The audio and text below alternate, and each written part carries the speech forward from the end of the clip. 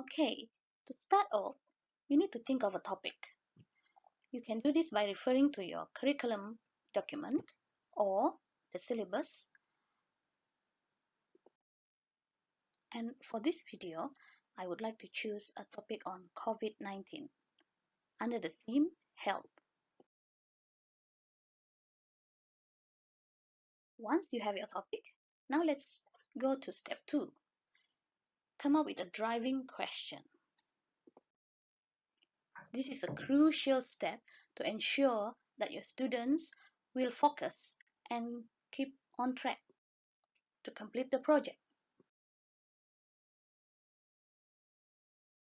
A good driving question must be able to guide students through a problem or a process. It will guide their inquiry towards finding the solution or the answers or come up with a product. It must be open-ended.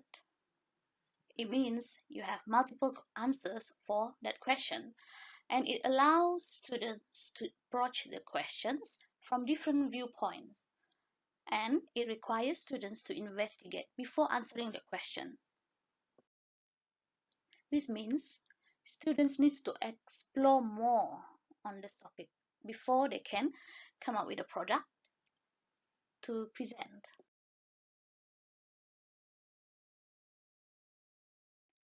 Now let's focus on the driving question.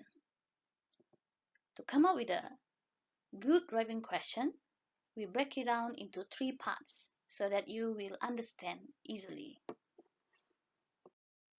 The first part, we need to think of who is responsible to do the project. Is it just one person, pair work, or a group work? Then you need to think of the challenge. What are they doing? What are they trying to complete? In the end, what will they come up with? And part 3, we need to look at the audience.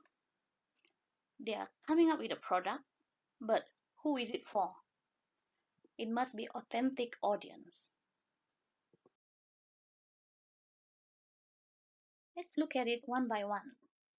Part 1, who is responsible?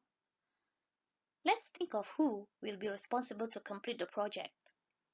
Will you give the students this project individually to complete, with a partner, in a small group, or a whole class?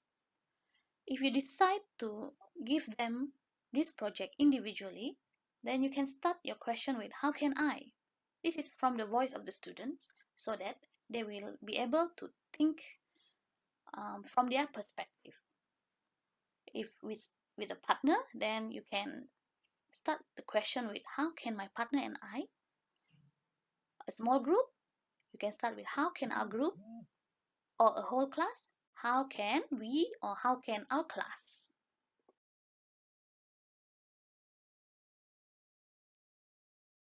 Let's look at part 2, the challenge.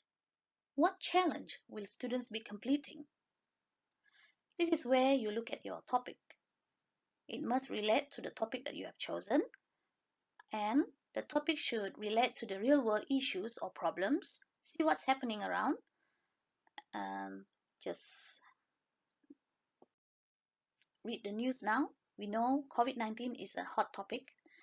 Then, how can your students contribute or solve the issues or problems? We are not talking about finding a vaccine for COVID-19, but maybe we want to talk about how students can contribute to help people to be aware of the danger or to know the SOP on how to stop the chain of COVID-19. Something like that. Finally, we come to the last part, part 3, authentic audience. So we need to decide who will benefit from the product that the students will produce. What authentic audience will receive the end product? So think about it. Who will benefit from your students' product? And how should they deliver or make their products available to the real audience? We don't just make them come up with a product and keep them in the classroom or school. We need to deliver that, present that to help the target audience. Let's put all three parts together. There are two examples here. The first one is for individual student, and the target audience is the classmates, and the challenge is to get the friends to stay safe from COVID-19. So your driving question will sound like this: how can I make my friends in class stay safe from COVID-19? So if your target audience is your friends, the classmates, then you need to present your end product to them. Let's say you come up with an infographic to inform your friends how to stay safe from COVID-19. Then you have to present that to your classmates, or you paste your infographic in the classroom so that your friends can read them. This will make your project meaningful as it reach out to real audience. The second example is also about COVID-19, but this one you reach to a broader audience. How can our class help people in the neighborhood be aware of the danger of COVID-19? So it's basically the same, but this one, you need to think of how you can make the people benefit from your product.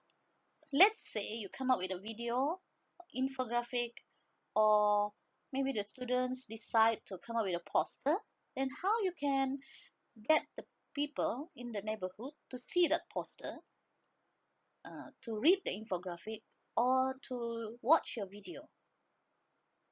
The students can consider to upload the video on Facebook, Instagram, or YouTube channel, or maybe share through Telegram or WhatsApp application in the smartphones, or they can come up with posters to be passed around, and maybe infographic that they can share to everybody in the neighborhood. This will make their project meaningful and have a real, authentic audience.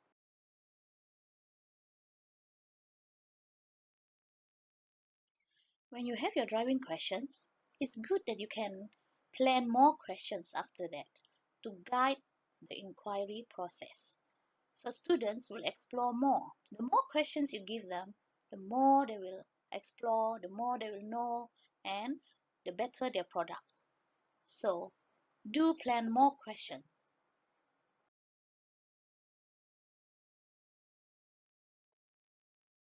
Find out about curriculum questions for project-based learning.